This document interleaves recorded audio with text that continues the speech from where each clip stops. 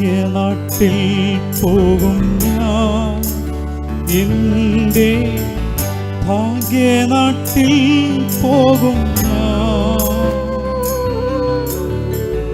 ഭാഗ്യനാട്ടിൽ പോകും ഞാൻ, എൻ്റെ ഭാഗ്യനാട്ടിൽ പോകും ഞാൻ,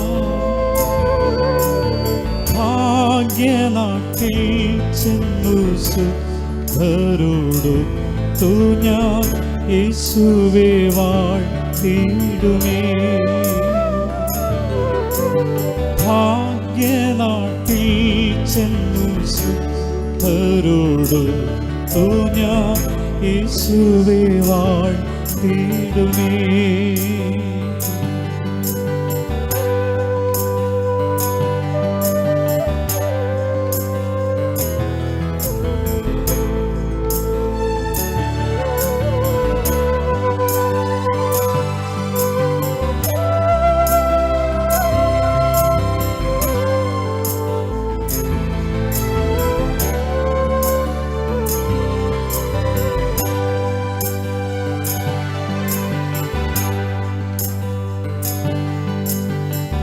മായയിമ്പം വീടുന്നേ എൻ്റെ ലോകസുഖങ്ങളെല്ലാം,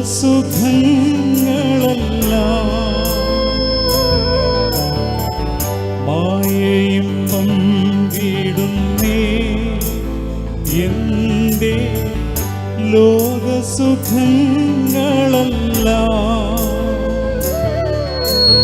നായകനാം എൻ്റെ മന്നനെ ഓർത്തു ഞാൻ തൻ തിരുനാമത്തിനായി,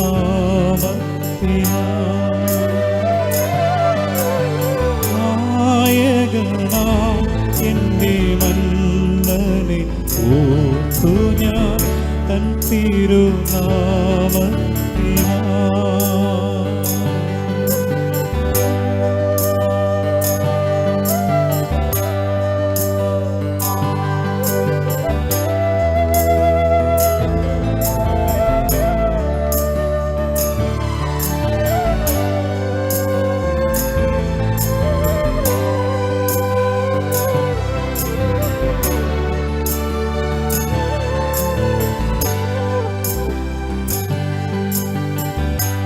സ്വർഗഭാഗ്യം ഓർക്കുമ്പോൾ എൻ്റെ ഉള്ളമാനന്ദിക്കുന്നേ,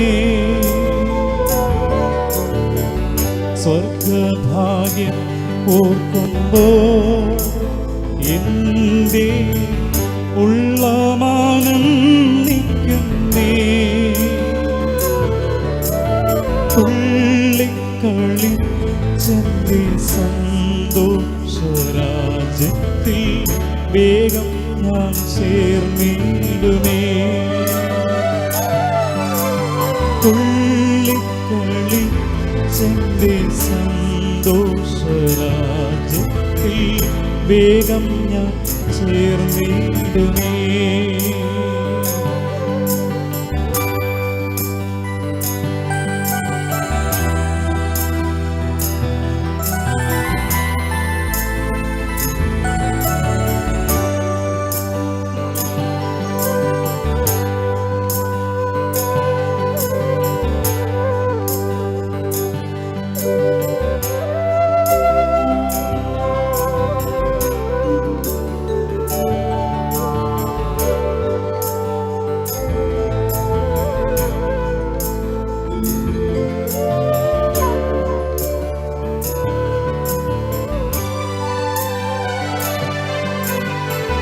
ഓരോ ദിവസവും ഞാൻ എൻ്റെ പ്രിയനെ നോക്കിക്കൊണ്ട്,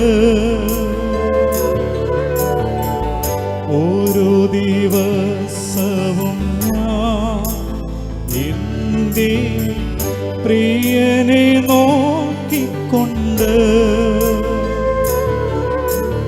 നേരായ പാതയിൽ സേവനം ചെയ്തു മാർവോടണഞ്ഞിടുമേ,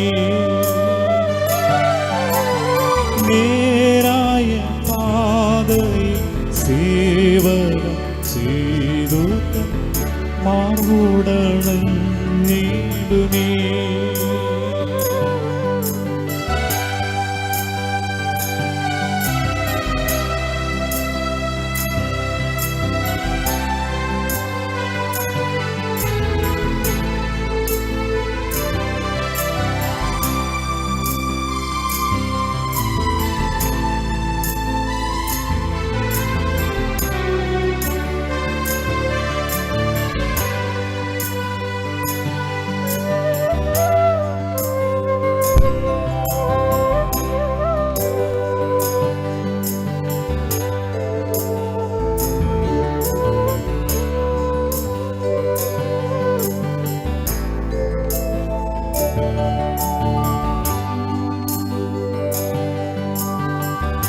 ഭാഗ്യനാട്ടിൽ പോകും ഞാൻ, എൻ്റെ ഭാഗ്യനാട്ടിൽ പോകും ഞാൻ.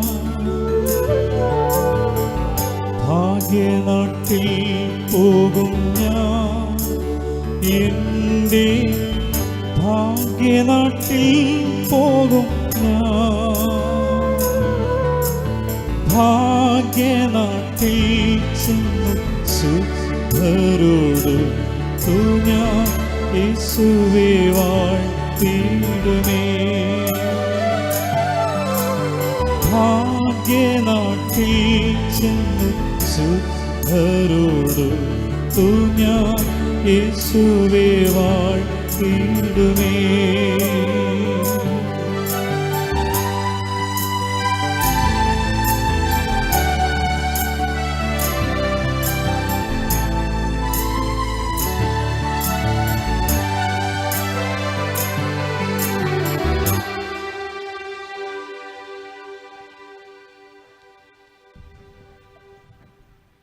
തുടർന്ന് ദേശവാസിയും ദീർഘവർഷം കൃതദാസിൻ്റെ പരിചയമുള്ള സോമചാൻ ചില വാക്കുകൾ. കർത്താവിന് സ്തോത്രം. ഇന്ന് പകൽക്കാലം ദുഃഖത്തിലായിരിക്കുന്ന ഭവനത്തോട് ചേർന്ന് ആ ദുഃഖത്തിൽ പങ്കുചേരുവാൻ കർത്താവ് എനിക്ക് തന്ന അവസരത്തിനായി ഞാൻ ദൈവത്തെ സ്തുതിക്കുന്നു. ഈ പ്രിയ കർത്താവിൻ്റെ ദാസൻ ഞങ്ങൾ തമ്മിൽ സ്വതന്ത്ര നാളുകളുള്ള പരിചയമുണ്ടെങ്കിലും ഒത്തിരി സംസാരിക്കുന്ന ഒരു പ്രവണത കർത്താവിൻ്റെ ദാസനില്ല.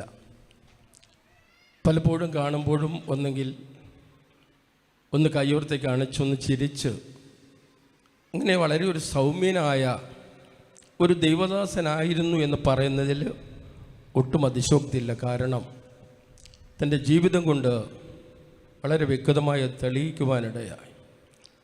ഞാൻ സ്വതന്ത്രം ദേവദാസനോടൊന്ന് കൂടുതൽ പരിചയപ്പെട്ടത് ഈ പ്രഭാതത്തിൽ ഈ 5 മണി സമയം ഞങ്ങൾക്കൊരു പ്രഭാത മീറ്റിംഗ് ഉണ്ട്. അപ്പോൾ ഈ മാനുവൽ പാസ്റ്ററിൻ്റെ വീട്ടിലും ഈ സ്ഥലത്ത് ഞാനൊരു 2-3 വർഷത്തോളം പ്രഭാത മീറ്റിംഗ് നടത്തുവാനിടയായി. 5 മണി മുതൽ 6 മണി സമയം വരെയൊക്കെ ഈ ദേശത്തെ ദൈവത്തിൻ്റെ വചനം വളരെ ഹൃദ്യമായി പ്രസംഗിക്കുവാൻ കർത്താവ് കൃപ ചെയ്തു. ഇന്ന് പകൽക്കാലം ഈ കുടുംബം എത്രയാണെന്ന് പറഞ്ഞാലും വേർപാട് ദുഃഖമാണ്. പ്രത്യാശ ഉണ്ടെന്ന് പറയുമ്പോൾ തന്നെയും താൽക്കാലികമായി ഒരു വേദന, ഒരു ദുഃഖം ഒക്കെ എല്ലാവർക്കും ഉണ്ടാകാറുള്ളത്. അത് ഈ കുടുംബത്തിലും കാണും. പുറമേ ഞങ്ങൾ ഒത്തിരി സ്വതന്ത്രം കരയുന്നു അല്ലെങ്കിൽ അതുപോലുള്ള കാര്യങ്ങൾ ചെയ്യുന്നില്ല എങ്കിലും ഞങ്ങളുടെ ഹൃദയത്തിൽ ജീവിതത്തിൻ്റെ ഓർമ്മകൾ അത് ഞങ്ങളെ വളരെ വ്യക്തമായി സ്വതന്ത്രം സ്വാധീനിക്കുമെന്നുള്ളതിന് സംശയമില്ല. മരണം ഒരു യാഥാർത്ഥ്യമാണ്.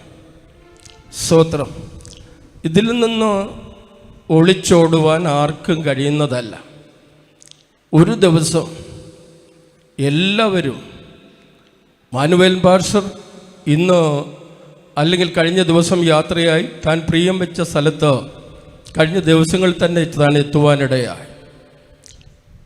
എന്നാൽ എല്ലാവരും പാസ്റ്ററുടെ പിന്നാലെ പോകേണ്ടവരാണ്. അതുകൊണ്ട് മരണം യാഥാർത്ഥ്യമാണ്. നമ്മൾ എത്ര ഒളിച്ചോടാമെന്ന് വിചാരിച്ചാലും മരണത്തിൽ നിന്ന് ഒളിച്ചോടി രക്ഷപ്പെടുവാൻ ആർക്കും കഴിയുന്നതല്ല. സ്തോത്രം. ആ സത്യം നാം വളരെ നന്നായി തിരിച്ചറിയണമേ. അപ്പോൾ ഇങ്ങനെ സ്തോത്രം നമുക്ക് വേണമെങ്കിൽ ചിന്തിക്കാം. ലോകത്തിൽ നമുക്ക് പലതിൽ നിന്ന് ഒളിച്ചോടാൻ കഴിഞ്ഞെന്ന് വന്നേക്കാം. കാറ്റിനെ പേടിച്ച് വേണമെങ്കിൽ ഓടി ഒളിക്കാം, ഇടിമിന്നലിനെ പേടിച്ച് ഓടി ഒളിക്കാം. മരണത്തെ പേടിച്ച് ഓടി ഒളിക്കാൻ ആർക്കും കഴിയത്തില്ല. അതുകൊണ്ട് ഇന്ന് പകൽക്കാലം ഞങ്ങളിവിടെ പ്രസംഗിക്കുന്ന പ്രസംഗങ്ങൾ കേൾക്കപ്പെടുവാൻ കഴിയുന്ന എല്ലാവരും നമ്മുടെ ജീവിതത്തെ ഒന്ന് തിരിഞ്ഞു നോക്കുവാൻ ഇടയായാൽ അത് ഏറെ നല്ലതായിരിക്കും. ദൈവം നമ്മളെ സൃഷ്ടിച്ച് ഭൂമിയിലാക്കി. ഒരു മരണം മനുഷ്യൻ ഉണ്ടാകുവാനിടയായി. മരണമുണ്ടാകാൻ കാരണം ദൈവത്തിൻ്റെ വചനം പറയുന്നു, ആദാമിൽ എല്ലാവരും മരിക്കുന്നത് പോലെ ക്രിസ്തുവിൽ എല്ലാവരും ജീവിക്കപ്പെടും. ആദ്യഫലം ക്രിസ്തു, പിന്നെ ക്രിസ്തുവിനുള്ളവർ, അവൻ്റെ വരവെങ്കിൽ പിന്നെ അവസാനം. അപ്പോൾ മരണത്തിൻ്റെ കാരണം പാപമാണ്. പാപനിമിത്തം മരണമുണ്ടായി. ഏക മനുഷ്യനാൽ പാപവും പാപത്താൽ മരണവും ലോകത്തിൽ സകല മനുഷ്യരിലും പരന്നിരിക്കുന്നു. അതുകൊണ്ട് പ്രിയമുള്ളവരെ, ഇന്ന് പകൽക്കാലം ഓർക്കുക, നമുക്കും ഒരു മരണമുണ്ടാകും. അപ്പോൾ മരണം ഉണ്ടായിക്കഴിഞ്ഞാൽ നമ്മുടെ അവസ്ഥ അതെന്താകുമെന്ന് നാം വളരെ വ്യക്തമായി തിരിച്ചറിയണം. യോബ് താൻ വളരെ വ്യക്തമായി പറഞ്ഞു, ഇങ്ങനെ എൻ്റെ ത്വക്കെല്ലാം നശിച്ച ശേഷം ഞാൻ ദേഹസഹിതനായി എൻ്റെ ദൈവത്തെ കാണും, അന്യനല്ല, എൻ്റെ സ്വന്തം കണ്ണാൽ തന്നെ ഞാൻ കാണുമെന്ന കർത്താവിൻ്റെ ദാസൻ ഇയ്യോബ് പറഞ്ഞത്. അങ്ങനെയെങ്കിൽ പ്രിയമുള്ളവരെ, അവസാനം തൻ്റെ വീണ്ടെടുപ്പുകാരൻ പൊടിമേൽ നിൽക്കുമെന്നുള്ളൊരു അറിവ് യോബിനുണ്ടായിരുന്നു. ആ ഒരറിവ് നമുക്കും ഉണ്ടാകണം. അതിനുവേണ്ടിയാണ് ഈ ശുശ്രൂഷകൾ. ഞങ്ങൾക്ക് ഈ ഡെഡ് ബോഡിക്ക് വേണ്ടി ഒരു ശുശ്രൂഷയുമില്ല എന്ന് പറയുന്നതിൽ ഒട്ടും ബുദ്ധിമുട്ടില്ല. കാരണം മറ്റു പലരും പല കാര്യങ്ങളൊക്കെ കാര്യങ്ങൾ ചെയ്യുമ്പോൾ ഞങ്ങളുടെ സോദരം ദൈവദാസൻ്റെ അഥവാ ഞങ്ങളുടെ സംസ്കാര ശുശ്രൂഷകളെല്ലാം ഇതുപോലെയൊക്കെ തന്നെ. അപ്പോസ്തലനായ പൗലോസ് താൻ വളരെ വ്യക്തമായി ചോദിച്ചു, ഹേ മരണമേ, നിന്റെ ജയം എവിടെ? സ്തോത്രം. ഹേ മരണമേ, നിന്റെ വിഷമുള്ളവിടെ?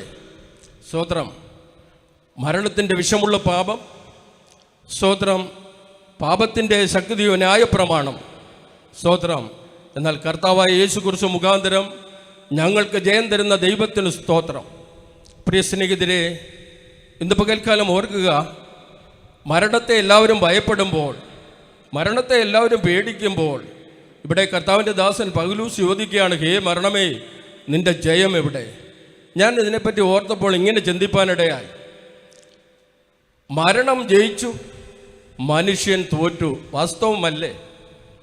മനുഷ്യൻ എത്ര ബുദ്ധിമാനായ ഡോക്ടറായാലും ഗവേഷകനായാലും മരണത്തെ തോൽപ്പിക്കാൻ ഇവിടുത്തെ ശാസ്ത്രജ്ഞന് കഴിയത്തില്ല, ഇവിടുത്തെ ഡോക്ടർക്ക് കഴിയത്തില്ല. ലോകത്തിലുള്ള ഒരു മനുഷ്യനും മരണത്തെ തോൽപ്പിക്കാൻ കഴിയത്തില്ല. മരണം മനുഷ്യനെ തോൽപ്പിക്കും. ദൈവവചനം പറയുന്നു, മനുഷ്യൻ സ്വതന്ത്രം അല്പായുസ്സുള്ളവനാ. അതുകൊണ്ട് എൻ്റെ പ്രിയമുള്ളവരെ, ഞാൻ എൻ്റെ വാക്കുകൾ ഇവിടെ ചുരുക്കുന്നതിന് മുമ്പായി ഇന്ന് പകൽക്കാലം ഓർക്കുക, ഹേ മരണമേ, നിന്റെ ജയം എവിടെയെന്ന് ചോദിച്ചത് വെറുതെ അല്ല. മരണത്തെപ്പറ്റി നന്നായി അറിവുള്ള കർത്താവിൻ്റെ ദാസൻ പറയുകയാണ്, എനിക്ക് വിട്ടുപിരിഞ്ഞ് ക്രിസ്തുവിനോട് കൂടെ ഇരിക്കുന്നത് അത് അത്യുത്തമമാണ്. അപ്പോൾ ആ വിട്ടുപിരിഞ്ഞ് ക്രിസ്തുവിനോട് കൂടെ ഇരിക്കുക എന്ന് പറയുന്നത് നാം വളരെ വ്യക്തമായി മനസ്സിലാക്കണം. അപ്പോൾ സഹോദരൻ, ഇന്ന് പകൽക്കാലം ഓർക്കേണ്ട വിഷയം, ഇപ്പോൾ മരിച്ച കർത്താവിൻ്റെ ദാസൻ മാനുവേൽ പാസ്റ്ററുടെ ആ സഹോദരം പ്രാണൻ അഥവാ ആത്മാവ്, ഇപ്പോൾ ഈ ശരീരത്തിൽ ആത്മാവില്ല. ആത്മാവ് താൻ സഹോദരം മരിച്ച സമയം ആ സഹോദരൻ എവിടെ ചെന്നു എന്ന് പുസ്തകം ഞങ്ങളെ പഠിപ്പിക്കുന്നത്, സഹോദരം കൊലോസ്യർക്കെഴുതിയ ലേഖനം 3-ാം അധ്യായം പഠിക്കുമ്പോൾ കാണുന്നത്, നിങ്ങൾ മരിച്ചു, നിങ്ങളുടെ സഹോദരം ജീവൻ ക്രിസ്തുവിനോട് കൂടെ മറഞ്ഞിരിക്കുന്നുവെങ്കിൽ ജീവനായ ക്രിസ്തു വെളിപ്പെടുമ്പോൾ നാമും തേജസ്സിൽ വെളിപ്പെടും.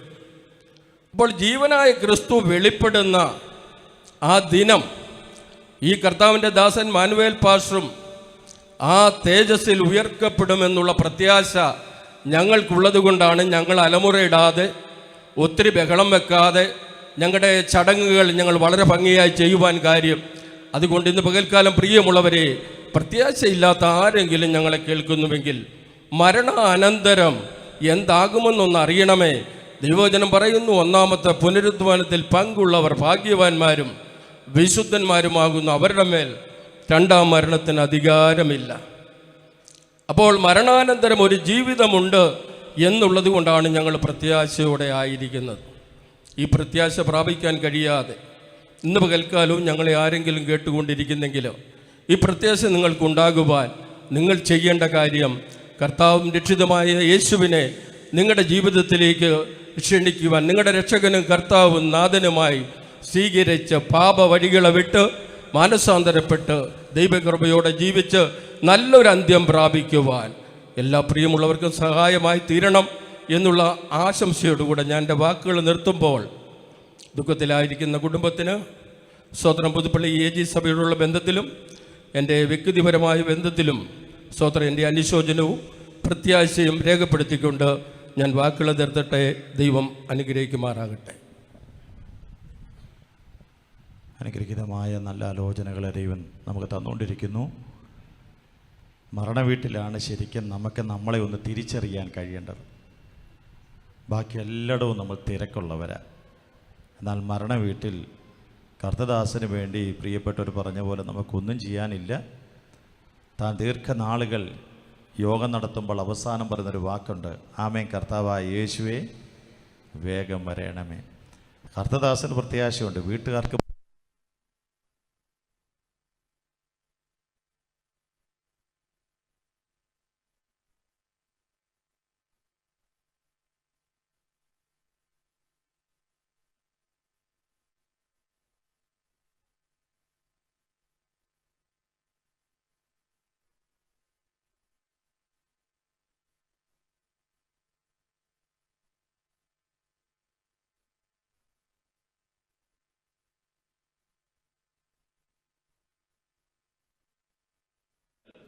ദൈവവചനത്തിന്റെ അടിസ്ഥാനത്തിൽ കർത്താവിന്റെ വരവിനെ സംഭവിക്കാൻ പോകുന്നതും നമ്മുടെ ജീവിതത്തിൽ സംഭവിക്കുന്നതുമായ ചരിത്രങ്ങളെ ചെയ്യാൻ ദൈവം തരുന്ന ഒരു നല്ല സമയമാണ്. കഴിഞ്ഞ ദിവസം ഒരു മെസ്സേജിൻ്റെ അകത്ത് കണ്ടതുപോലെ എല്ലാ ദൈവദാസൻ പറഞ്ഞു, മരണത്തിൽ നിന്ന് ആർക്കും ഒഴിയാൻ പറ്റുകയില്ലെന്ന്. കോടീശ്വരനും പാവപ്പെട്ടവനും തമ്മിൽ കമ്പയർ ചെയ്തുകൊണ്ട് ഒരു മെസ്സേജ് വരാനിടയായി. കോടീശ്വരൻ 10,000, 4,000, 5,000 സ്ക്വയർ ഫീറ്റ് വീടിൽ താമസിക്കുന്നു.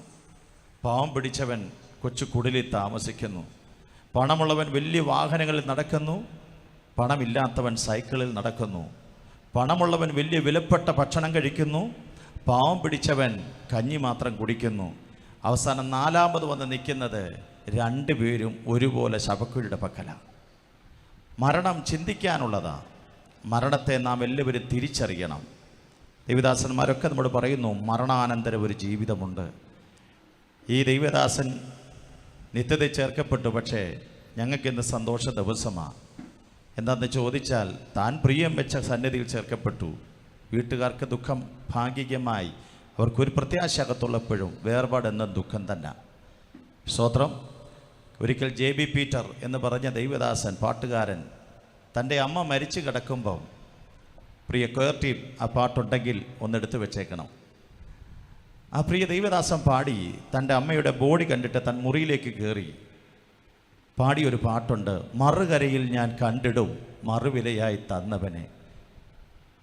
തനിക്ക് വേണ്ടി വന്നാൽ അമ്മയുടെ മരണം ദുഃഖമാണ്. വേദനയോടെ ഞങ്ങളുടെ നാട്ടിൽ നിന്ന് തമിഴ്നാട്ടിൽ ചെന്ന് അമ്മയുടെ ബോഡി കണ്ടിട്ട് നേരെ മുറിയിൽ കയറി വാതിലടച്ചൊരു പേപ്പറിൻ്റെ അകത്ത് 4 വരി എഴുതി.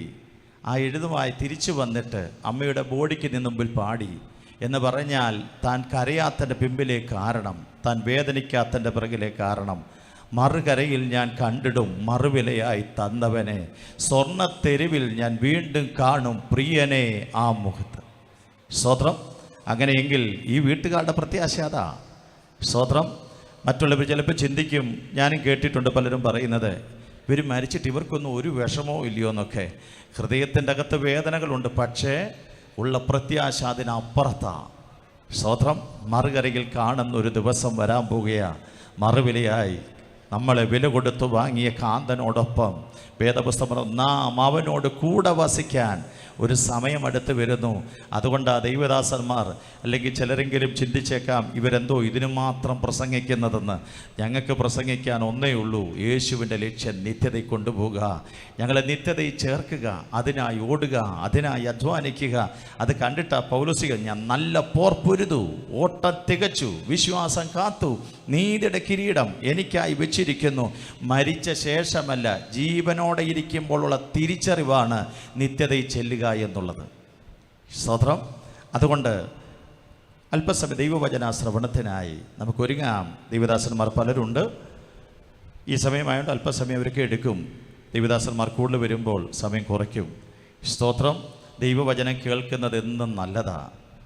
യേശു പറഞ്ഞങ്ങളല്ലേ ശിഷ്യന്മാർ, ജീവൻ്റെ മൊഴികൾ നിൻ്റെ പക്കലുണ്ടല്ലോ, പിന്നെ നിന്നെ വിട്ട് ഞങ്ങൾ ഇവിടെ പോകും. ഇന്ന് പകൽ ദൈവത്തിൻ്റെ സാന്നിധ്യം എവിടെയുമുണ്ട്. ആ ദൈവ സാന്നിധ്യം നമുക്കായിരിക്കാം. കർത്താവ് നമ്മെ സഹായിക്കട്ടെ. ഇപ്പോൾ കർത്തദാസൻ എം ബി ചാക്കോ ചില വചനം.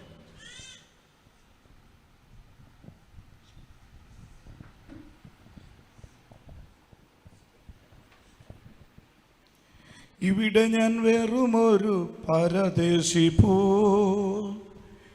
ഇവിടുത്തെ പാർപ്പിടമോ വഴിയമ്പലം. ഇവിടെ ഞാൻ വെറുമൊരു പരദേശി പോ, ഇവിടുത്തെ പാർപ്പിടമോ വഴിയമ്പലം. ഇവിടെ എനിക്കാരും തുണയില്ലെങ്കിലും, ഇവിടെ എനിക്കാരും തുണയില്ലെങ്കിലും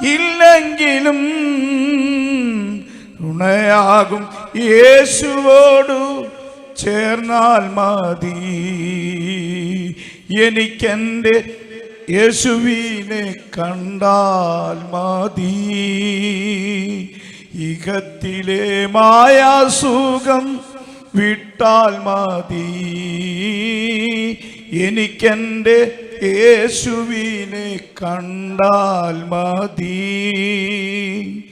ഇഹത്തിലെ മായാസുഖം വിട്ടാൽ മതി.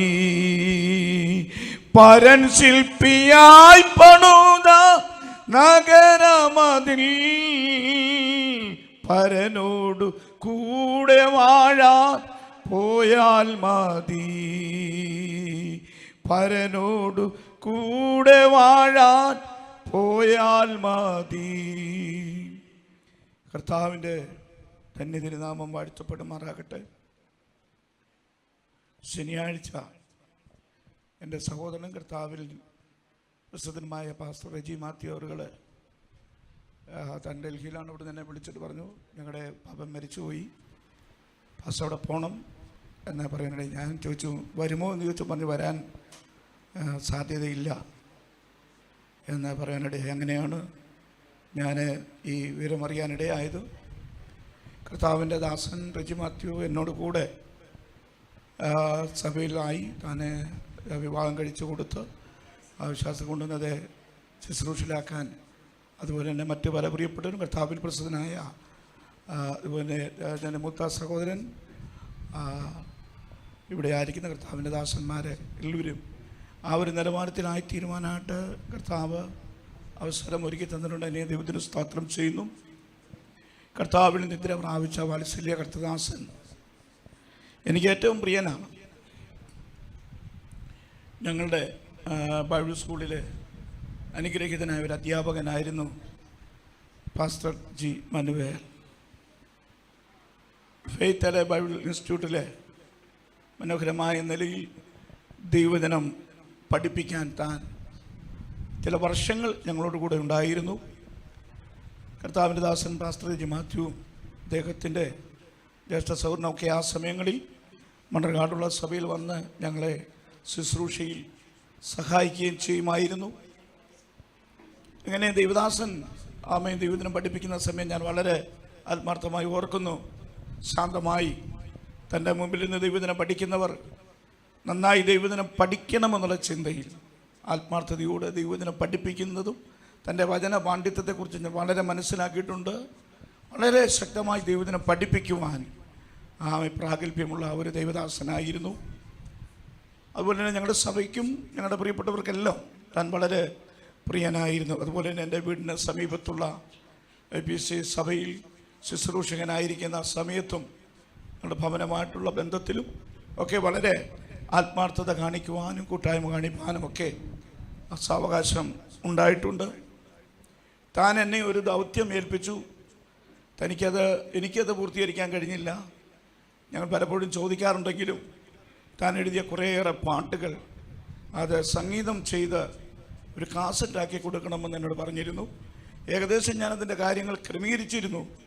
എന്നാൽ പലപ്പോഴും ഞാൻ ചോദിക്കുമ്പോഴും പക്ഷേ എങ്ങനെയാണെന്ന് ചോദിക്കുമ്പോൾ പറയും നമുക്ക് ചെയ്യണമെന്ന് മാത്രമേ പറഞ്ഞിരുന്നുള്ളൂ. എന്നാൽ ഞാൻ ഇന്നലെ രാത്രി എൻ്റെ സഹോദരനോട് പറഞ്ഞു, നമുക്ക് മനുവേൽ പാസ്റ്ററുടെ പാട്ടുകൾ മുഴുവനും കാസറ്റാക്കിയത് അവരുടെ ഭവനത്തെ ഏൽപ്പിക്കണം എന്ന് പറയുവാനിടയായിത്തീർന്നു. ഞാൻ ഇന്നലെ രാത്രിയിൽ അതെടുത്ത് ഒന്നുകൂടെ ഒന്ന് നോക്കിയപ്പോൾ താൻ എഴുതിയ ചില വരികൾ എന്നെ വളരെയധികമായി ചിന്തിപ്പിക്കാനിടയായി. പ്രത്യാശജനകമായ കുറേ വരികൾ എഴുതിയ ചില പാട്ടുകൾ ഞാനത് എടുത്ത് വായിച്ചപ്പോൾ എൻ്റെ കണ്ണ് നിറയുവാനിടയായിത്തു. അത് ആത്മീയ സമൂഹത്തിലുള്ള ദൈവമക്കൾക്ക് വേണ്ടി ഞാനത് ക്രമീകരിച്ച് ആ കുടുംബത്തെ ഏൽപ്പിക്കാൻ ആഗ്രഹിക്കുന്നു. പ്രിയപ്പെട്ട ദേവദാസന്മാരുടെ സാന്നിധ്യം എന്തിനായിട്ട് ഞാൻ ആഗ്രഹിക്കുക. ദൈവത്തിന് സ്തോത്രം. അങ്ങനെ എല്ലാ നിലകളിലും കർത്താവിൽ ഒരു അനുഗ്രഹീതനായിരുന്നു എന്ന് പറയുന്നതിൽ വളരെയധികമായ സന്തോഷമുണ്ട്.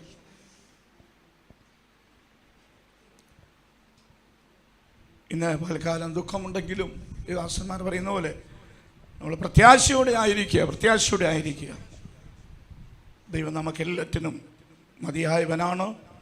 ദൈവം തൻ്റെ ദാസനെ അനുഗ്രഹിച്ചിട്ടുള്ള ഓരോ അവസ്ഥകളും നമുക്കറിയാം. കർത്താവിൻ്റെ ദാസി ആമേൻ, അതുപോലെ തനിക്ക് ദാനം കൊടുത്ത കുഞ്ഞുങ്ങൾ ഏതെല്ലാം നിലകളിലായിരിക്കുന്ന അവരെയൊക്കെ ദൈവം അതാ നിലകളിൽ അനുഗ്രഹിക്കേണ്ടതിനായി ദൈവസേനയിൽ ഞങ്ങൾ പ്രാർത്ഥിക്കുന്നു. തിരുവഴുത്തിൽ ദൈവദാസന്മാർ തുടർന്നുള്ള ശുശ്രൂഷകൾ മുൻപോട്ട് നയിക്കുമ്പോൾ ഈ അടുത്ത നിമിഷം വരെ സംസാരിച്ച വചനങ്ങൾ ഇങ്ങനെയാണ്. മരണം, വേർപാട്, അത് നമ്മെ എല്ലാവരെയും പല ചിന്തകളിലേക്കാണ് കൊണ്ടുപോകുന്നത്, പല അനുഭവങ്ങളിലേക്കാണ് കൊണ്ടുപോകുന്നത്. പെട്ടെന്നുള്ള മരണങ്ങൾ, പെട്ടെന്നുള്ള വേർപാടുകളൊക്കെ. എന്നാൽ 90-ാം സങ്കീർത്തനത്തിൻ്റെ 1-2 മുതൽ വാക്യങ്ങൾ വായിച്ചു വരുമ്പോൾ ആദ്യത്തെ 2 വാക്യം ഒഴിയാൽ ബാക്കിയുള്ള ഭാഗങ്ങൾ വായിക്കുമ്പോൾ പൂ പോലെ പൊഴിയുന്നു, നിഴൽ പോലെ മാറിപ്പോകുന്നു, കൊഴിഞ്ഞു പോകുന്നു എന്നൊക്കെ പറഞ്ഞു വന്നതിന് ശേഷം തുടർന്ന് വായിക്കുമ്പോൾ ഞങ്ങൾ പറന്നു പോകുന്നു എന്ന് അവിടെ പറയുന്നു. ഒരു കൂട്ടം ആടുകൾ കൊഴിഞ്ഞു പോകുന്നു, ഒരു കൂട്ടം ആടുകൾ വാടിപ്പോകുന്നു, ഒരു കൂട്ടം ആളുകൾ നീങ്ങിപ്പോകുന്നു എന്ന് പറയുമ്പോൾ ഞങ്ങൾ പറന്നു പോകുന്നവരുടെ ആ കൂട്ടത്തിലാണ്. ദൈവത്തിന് സ്തോത്രം. കർത്താവിൻ്റെ ദാസൻ തൻ്റെ ആത്മാവ് കഴിഞ്ഞ ദിവസം പറന്ന് തനിക്ക് വേണ്ടി വേർതിരിച്ച ആ ദൈവത്തിൻ്റെ, ആ ദൈവരാജ്യത്തിൻ്റെ ആ അനുഭവത്തിലേക്ക് ആമേൻ എത്തപ്പെടുവാനിടയായി. പ്രത്യാശയുണ്ട്. ഞാൻ ദൈവദിനം ഞാൻ ബൈബിൾ സ്കൂളിൽ പഠിപ്പിക്കുന്ന സമയത്ത് താൻ പഠിപ്പിച്ച ഒരു പ്രത്യേക വിഷയം എൻ്റെ പാസ്റ്റർ തിയോളജിയാണ്. അദ്ദേഹം ആ വിഷയമാണ് കർത്താവിൻ്റെ ദാസൻ പഠിപ്പിക്കുന്നത്. കാരണം ഞങ്ങളുടെ ബൈബിൾ സ്കൂളിൽ പഠിപ്പിക്കുന്ന സമയത്ത് അവിടെ പഠിക്കുന്ന ഏറ്റവും പ്രായമുള്ള ഒരാളായിട്ട് ഞങ്ങൾ ബഹുമാനിക്കുന്നത് കൊണ്ട് മറ്റ് ചെറുപ്പക്കാരായ ദേവദാസന്മാരെ, മറ്റ് കുഞ്ഞുങ്ങളെ ദൈവവചനം എങ്ങനെ ശുശ്രൂഷിക്കണം, പഠിപ്പിക്കണം, അത് ശുശ്രൂഷ എങ്ങനെ ചെയ്യണം, ഇങ്ങനെയൊക്കെ തൻ്റെ അറിവിൻ്റെ പരിമിതിയിൽ നിന്നുകൊണ്ട് വളരെ നന്നായി പറഞ്ഞ് മനസ്സിലാക്കിയത് ചില കാര്യങ്ങൾ തന്നിൽ നിന്ന് ഞാനും എൻ്റെ ആത്മീയ ജീവിതത്തിൽ ശുശ്രൂഷയിൽ പകർത്തിയെടുത്തിട്ടുണ്ട്. സൗമ്യനും ശാന്തനുമായ തൻ്റെ ആ പഠിപ്പിക്കലിൽ നിന്നും എൻ്റെ ഹൃദയത്തിൽ നിന്നും മാറാതെ നിൽക്കുന്നു. അപ്പോൾ ഞാൻ ഇന്ന് പകൽക്കാലം ഓർക്കുന്നത് അനേകരെ കർത്താവിൻ്റെ വേലയിൽ എങ്ങനെ മുൻപോട്ട് പോകണം, എങ്ങനെ ശുശ്രൂഷിക്കണം, എങ്ങനെ സഭകളിൽ ശുശ്രൂഷിക്കണം, എങ്ങനെ ദൈവജനത്തിനിടയിൽ ഇടപെടണമെന്നൊക്കെ പറഞ്ഞു കൊടുക്കാനുള്ള അനേക വേദികൾ തൻ്റെ ജീവിതത്തിൽ ദൈവം തനിക്ക് ഒരുക്കിയിട്ടുണ്ട്. അത് അനുഭവിച്ചിട്ടുള്ളവർ ഇന്ന് ആ നിലവാരത്തിൽ ദൈവത്തിൻ്റെ വേല ചെയ്യും. പ്രത്യാശയുള്ള പ്രിയ ദൈവദാസനെ ഓർക്കുമ്പോൾ ഇവിടെ ഇരിക്കുന്ന നമുക്ക് നമ്മുടെ ജീവിതത്തിൽ പറയാനുള്ള ചില കാര്യങ്ങളിൽ ഒന്ന്, ഈ ദൈവദാസനിൽ നിന്ന് പ്രാപിച്ചിട്ടുള്ള നല്ല അനുഭവങ്ങളാണ്. ഞങ്ങൾ ഇന്നലെ പകൽ സഭയിൽ വളരെ ആത്മാർത്ഥമായിട്ട് ഈ വിഷയങ്ങൾ പറയുകയും ആ ഭവനത്തിന് വേണ്ടി പ്രാർത്ഥിക്കുകയും ചെയ്തപ്പോൾ ദൈവമക്കളെ അന്ന് താൻ പഠിപ്പിച്ചതിൽ കുറേ ആളുകൾ ചർച്ചിലുണ്ട്. അവരൊക്കെ കണ്ണുനീരോടെ കരമുയർത്തി ദൈവദാസന് വേണ്ടി ഈ കുടുംബത്തിന് വേണ്ടി സ്തോത്രം ചെയ്യുവാൻ തക്കണമിടയായി. അപ്പോൾ ഇന്നും പറയുമ്പോൾ മനുവേൽ പാസ്റ്ററുടെ കാര്യം പറയുമ്പോൾ ഹൃദയത്തിൽ താൻ പഠിപ്പിച്ചതും താൻ പ്രസംഗിച്ചിട്ടുമുള്ള വിഷയങ്ങൾ ചിന്തിക്കുന്ന ആളുകളുണ്ട്. പാസ്റ്റർ ഇന്നതുപോലെ പറഞ്ഞ എൻ്റെ പ്രിയപ്പെട്ടവർ കഴിഞ്ഞ ദിവസം പറയുവാനിടയായി തീർന്നു. താൻ പ്രസംഗിച്ച സഭയിൽ വന്ന് പ്രസംഗിച്ച ഒരു പ്രസംഗം ഇതാണ്: യേശുവിൻ്റെ ക്രൂശിനരികിൽ നിന്ന് ചില സ്ത്രീകളെക്കുറിച്ച്. ഇന്നലെ സഭയിൽ, അത് വർഷങ്ങൾക്ക് മുമ്പ് പ്രസംഗിച്ചതാണ്, ഇന്നലെ സഭയിൽ സഹോദരി സാറുമാർ പറഞ്ഞു അന്ന് മനുവേൽ പാസ്റ്റർ പ്രസംഗിച്ച ആ പ്രസംഗം 5 സ്ത്രീകൾ യേശുവിൻ്റെ ക്രൂശിനരികിൽ നിന്നും. ആ പ്രസംഗം ഇന്നും അതുപോലെ അവരുടെ മനസ്സിൽ പതിഞ്ഞു കിടക്കുകയാണ്. അപ്പോൾ താൻ പ്രസംഗിക്കുന്ന ദൈവവചനം പോലും ഹൃദയങ്ങളിൽ പതിഞ്ഞിട്ടത് മാറാതെ കിടക്കുന്ന അത്രമാത്രം ആത്മീയമായ ഒരനുഭവത്തിൻ്റെ ഉടമയായിരുന്നു എന്ന് പറയുന്നതിൽ എനിക്ക് സന്തോഷമുണ്ട്. നമുക്കൊരു പ്രത്യാശയുടെ സ്തോത്രം പറയാം. Praise the lord, hallelujah. ദൈവം അനുഗ്രഹിക്കട്ടെ. ആമേൻ. Praise the lord. ഇന്ന് പകൽക്കാലം ഈ ശുശ്രൂഷ തുടർന്ന് മുൻപോട്ട് നിവാസം വയ്ക്കുകയും ഞങ്ങൾക്ക് ഇന്ന് ഞങ്ങളുടെ അവിടെ ഒരു കൺവെൻഷൻ നടക്കുകയാണ്. പാസ്റ്റർ കെ എബ്രഹാമാണ് ശുശ്രൂഷിക്കുന്നത്. എൻ്റെ സഭയുടെ ആഭിമുഖ്യത്തിൽ നടത്തുന്ന കൺവെൻഷൻ. അതുകൊണ്ട് എനിക്ക് കടന്നു പോകേണ്ടതായിട്ടുള്ളതുകൊണ്ട് ഞാൻ ദയവായിട്ട് ഈ പ്രിയപ്പെട്ടവർ അവിടെ ദുഃഖത്തിൽ പങ്കുചേർന്ന് ഞാൻ കടന്നു പോകുന്നു. കർത്താവ് തൻ്റെ മക്കളെ അനുഗ്രഹിക്കട്ടെ. പ്രിയ ദേവദാസന് കൊടുത്ത എല്ലാ നല്ല പദവിക്കും തൻ്റെ മക്കൾക്ക് കൊടുത്ത എല്ലാ നല്ല അനുഗ്രഹങ്ങൾക്കും കർത്താവ് തൻ്റെ കുഞ്ഞുങ്ങളെ അനുഗ്രഹിക്കട്ടെ. ഒരു വാക്ക് പ്രാർത്ഥിക്കുവാൻ ഞാൻ ദൈവത്തിനെ ശരണപ്പെടുന്നു. എല്ലാ കണ്ണുകളും അടയ്ക്കാം. പരിശുദ്ധനായ ദൈവമേ, ഞങ്ങളുടെ സ്വർഗ്ഗീയ പിതാവേ, അനുഗ്രഹീതമായ നല്ല നിമിഷങ്ങൾക്കായി നന്ദിയോട് സ്തോത്രം. കർത്താവേ, തൻ്റെ ദാസന് തൻ്റെ പ്രത്യാശയുടെ ഭവനത്തിലേക്കുന്ന സ്വീകരിച്ചതിനായി സ്തോത്രം. ദൈവദാസിക്കായി, കുഞ്ഞുങ്ങൾക്കായി, പ്രിയ സഹോദര മക്കൾക്കായി, കർത്താവിൻ്റെ ദാസന്മാർക്കായി സ്തോത്രം. താവേ, ദൂരത്തായിരിക്കുന്ന പ്രിയ സഹോദരനെയും ഈ സമയത്തോർത്ത് പ്രാർത്ഥിക്കുന്നു. എല്ലാവരെയും സ്വർഗം അനുഗ്രഹിക്കണമേ. ഇവിടെ വന്നു ചേരുന്ന എല്ലാ ദൈവദാസന്മാരെയും ശുശ്രൂഷയെല്ലാം മാനിക്കണം. നിങ്ങളുടെ പ്രാർത്ഥന കേട്ടതുകൊണ്ട് സ്തോത്രം. യേശുവിൻ്റെ നാമത്തിൽ തന്നെ ആമേൻ. സമയം അനുവദിക്കുന്ന കർത്താവിൻ്റെ ദാസനോടുള്ള നന്ദി അർപ്പിക്കുന്നു. പ്രത്യേകിച്ച് full gospel church of God Manarcad സഭയുടെ സ്ഥാപകനെന്നും അദ്ദേഹം സീനിയർ പാസ്റ്റർ എന്ന നിലയിലും ഫെയ്ത്ത് അല്ലെ ബൈബിൾ സ്കൂൾ ഇൻസ്റ്റിറ്റ്യൂട്ടിൻ്റെ ചുമതല വഹിക്കുന്ന ദൈവദാസൻ എന്ന നിലയിലും അതിൻ്റെ സഭയുടെയും ഞങ്ങളുടെ ബൈബിൾ സ്കൂളിൻ്റെയും എല്ലാറ്റിൻ്റെയും നാമത്തിലുള്ള അനുശോചന വാത്സല്യ ഭവനത്തെയും പ്രിയപ്പെട്ടവരെ അറിയിക്കുന്നു. ദൈവം ഞങ്ങളെല്ലാവരെയും അനുഗ്രഹിക്കുമാറാകട്ടെ. ദേവദാസൻ അല്പം തിരക്കുള്ളതുകൊണ്ട് അതിനുശേഷമാകാം. കെ യു ജോൺ പാസ്റ്റർ ആരംഭസമയം എടുക്കും. അതിനുശേഷം പാസ്റ്റർ വി ജെ ജോൺ, അതിനുശേഷം കെ ജെ ചാക്കോ തുടങ്ങിയവർ ദൈവം സംസാരിക്കും.